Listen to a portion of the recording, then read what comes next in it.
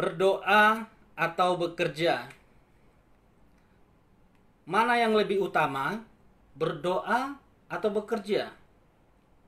Jadi bukan berbicara salah atau benar, tapi ini berbicara tentang mana yang terutama yang harus kita dahulukan, yang harus kita lakukan terlebih dahulu, berdoa atau bekerja, Maria atau Marta. Nats yang kita ambil di Lukas 10 ayat 38 sampai 42. Saya baca langsung ayat yang ke-40. Tetapi Marta sibuk sekali melayani. Ia mendekati Yesus dan berkata, "Tuhan, tidakkah engkau peduli bahwa saudariku membiarkan aku melayani seorang diri? Maka suruhlah supaya ia membantu aku." Tetapi Yesus berkata kepadanya, "Marta, Marta, engkau khawatir dan membuat susah diri sendiri dengan banyak hal. Tetapi satu hal yang perlu, dan Maria telah memilih bagian yang baik itu, yang tidak akan diambil daripadanya." Mana yang terutama, berdoa atau bekerja? Pada saat itu, Yesus sedang berjalan menuju ke Yerusalem. Dan pada saat di desa di Betania, dia singgah sebentar di rumahnya Marta. Dan Marta menyambut Yesus. Setelah Marta menyambut Yesus di rumahnya, firman Tuhan berkata, Marta sibuk sekali. Tidak ada waktunya Marta untuk mendengar Yesus berbicara. Yang ada adalah Maria yang duduk di dekat kakinya Yesus, mendengarkan Yesus berbicara. Lalu Marta berkata kepada Yesus, "Tuhan, lihatlah dia, Maria. Dia tidak membantuku." Dari teks ini banyak orang mengambil yang terutama adalah berdoa. Lihat tuh. Yang Tuhan puji adalah Maria. Dia berdoa mendengarkan Yesus berbicara. Dalam teks ini Tuhan merindukan Marta dan Maria ini mendengarkan Yesus berbicara. Tapi dalam konteks hari ini, dalam kehidupan hari ini, bukanlah kita seperti Marta dan Maria. Zamannya Marta dan Maria, Yesus itu datang, lalu pergi. Tapi zamannya sekarang adalah Yesus itu sudah tinggal permanen dalam hidup kita. Yesus itu sudah bersama-sama kita. Bahkan Yesus berkata, "Aku menyertaimu sampai selama-lamanya."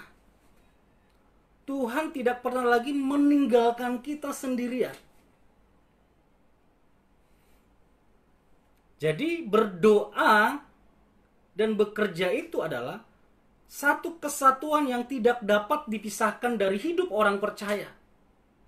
Karena pribadi Roh Kudus yang tinggal dalam hidup kita adalah pribadi yang berdoa dan bekerja. Jadi kita juga menjadi pribadi yang berdoa dan bekerja. Saya melihat ada seorang ibu atau seorang bapak. Dia yang mengutamakan berdoa. Yang terpenting adalah berdoa. Sehingga kewajibannya untuk melayani suami, melayani istri, atau melayani anak-anak terbengkalai. Sehingga rumah tangganya tidak menjadi lagi contoh. Rumah tangganya sering cekcok. Sering terjadi kerebutan. Anak-anaknya juga tidak menjadi teladan. Karena apa? Ada ibu atau ada ayah yang penting berdoa. Bekerja itu nomor 2. Ada juga seorang karyawan yang penting berdoa. Sehingga dia bekerja malas-malasan. Dia tidak maksimal bekerja, sehingga dia di-PHK. Tapi ada orang lain yang bekerja sangat sibuk sekali, sampai tidak ada waktunya untuk berdoa. Seakan-akan bagi dia, berdoa itu adalah membuang-buang waktu saja. Nah, ini yang salah.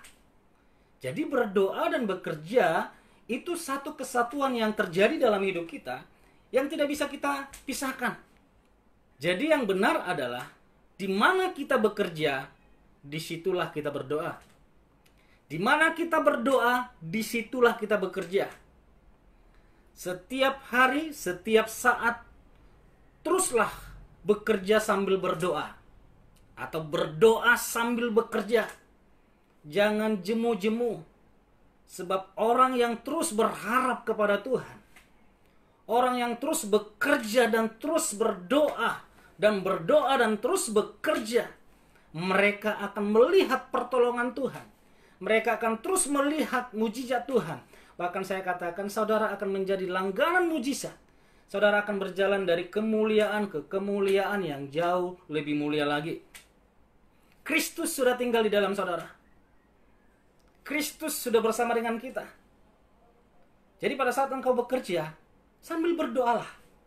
Doakan pekerjaanmu itu. Doakan rumah tanggamu itu. Sambil engkau mengajari anak-anakmu, doakan anak-anakmu. Pasti hasilnya jauh lebih dahsyat dari orang yang tidak berdoa. Dari orang yang berdoa tapi tidak bekerja. Tapi Tuhan mau saudara berdoa dan bekerja maksimal. Bekerja dan berdoa maksimal. Tuhan mau saudara dan saya menjadi saluran berkat. Di mana kita berada? Diberkati.